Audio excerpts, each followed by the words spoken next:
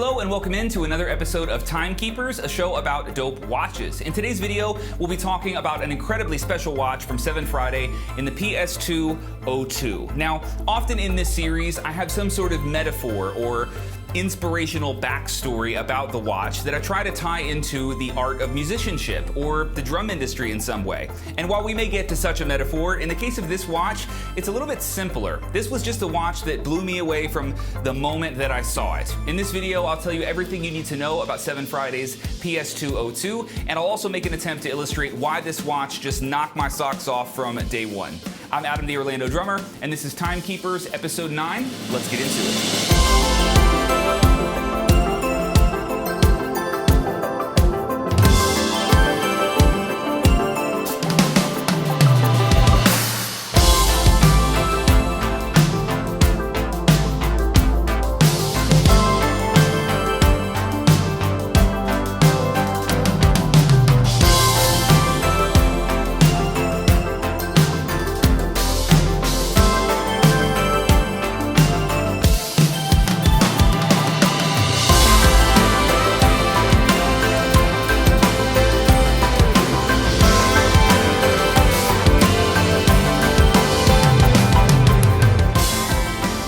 By the way, if you dig the music in this video, it's taken from the brand new synthwave drumless loop pack that is currently getting rolled out to members on OrlandoDrummer.com. I absolutely love this style of music, and we have a ton of sick tracks coming your way within this new drumless loop pack. You can jam this exact track right now at the link in the description. So the inspiration for today's watch is just a little bit less complex than some other models from SevenFriday. For example, the Q203 was inspired by a vintage train cockpit, and the M1B01 was inspired by modern cars and urban exploration. I've done videos on both of those watches. But in the case of this watch, the PS2 02, it draws its inspiration from a simpler source, and that is the traditional look of a tuxedo with an emphasis on the use of copper. And as a man who loves a good suit and all things copper, this design is right up my alley. Now, as always, let's get our main specs out of the way first. This watch is 47.6 millimeters by 47 millimeters. Now, that's about average for a SevenFriday watch, but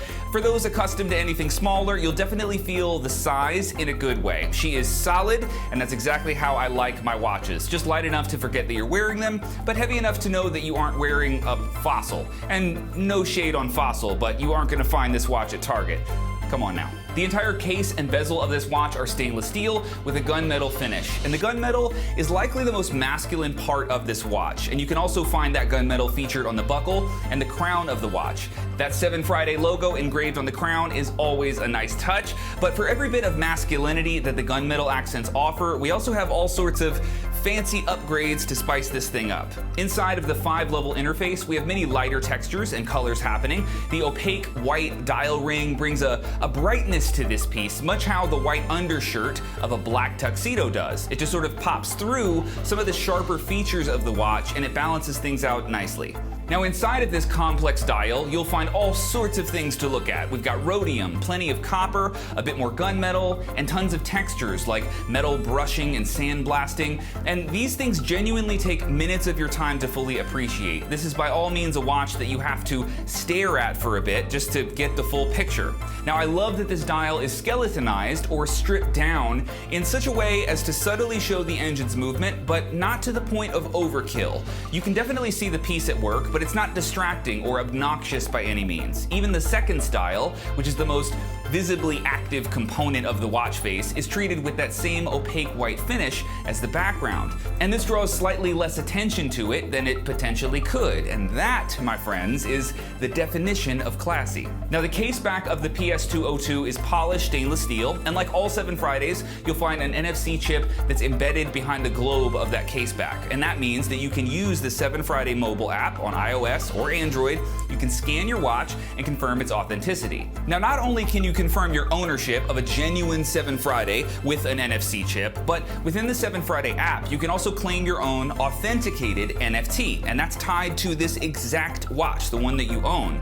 This NFT is literally a digital certificate, and it attests to your ownership of the specific watch that you have. And call me a millennial all day long, but that is really cool. Following suit with our painfully classy theme here, the strap on this watch is genuine calfskin leather with black on black stitching, and it's one of the best feeling straps that I own, and I couldn't imagine swapping this strap out for any other. It just suits the watch absolutely perfectly.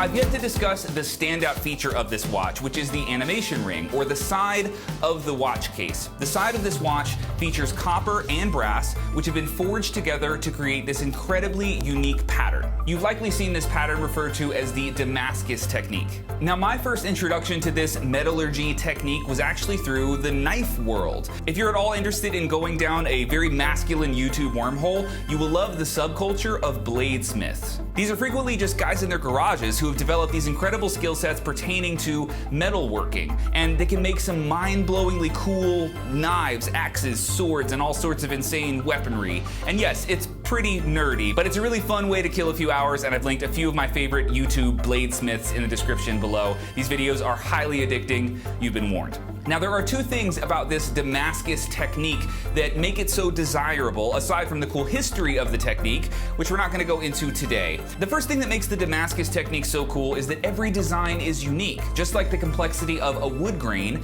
each pattern forged with this method will not look like any other, so you know that the pattern in front of you is truly one of a kind. And the second thing that makes the Damascus alloys so cool is that they require skill. This isn't just something that can be cranked out by any random welder or fabricator or blacksmith. It takes years of training and skill to make a quality pattern, and the more unique the alloy or the blend of metals that are used, the more challenging it can be to create a desirable looking finished product. So when I see this watch, I not only see the creativity of the designers, the labor of the manufacturers, and the ingenuity of the mechanical engineers, but I also see the craft of the artist. I see the unique, mystical, magical touch of artistry in this piece that supersedes the corporate mass-produced nature of commodities like wristwatches. And I'm fully aware that companies with a lot of money can mass-produce pretty things and sell them in huge quantities. And I'm also aware that that kind of thing can directly infringe on the individuality of artists. That is Nickelback versus your local rock band. It's Taylor Swift versus your younger sister who always wanted to be a singer. As an independent musician, I get it.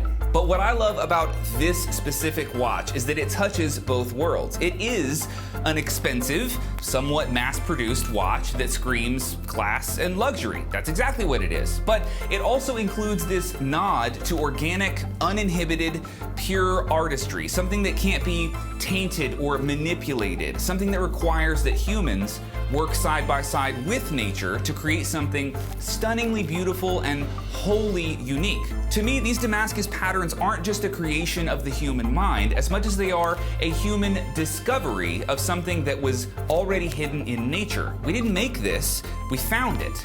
And whether or not we realize it, humans often surround themselves with natural elements like this all the time. We love wooden floors and wooden furniture in our homes, and even wooden drum sets like the one behind me, because a piece of nature, or the grain of the wood, is preserved in that art. No matter how mass-produced the chair, the flooring, or the drum set might be, the grain of the wood itself is not something that we really create.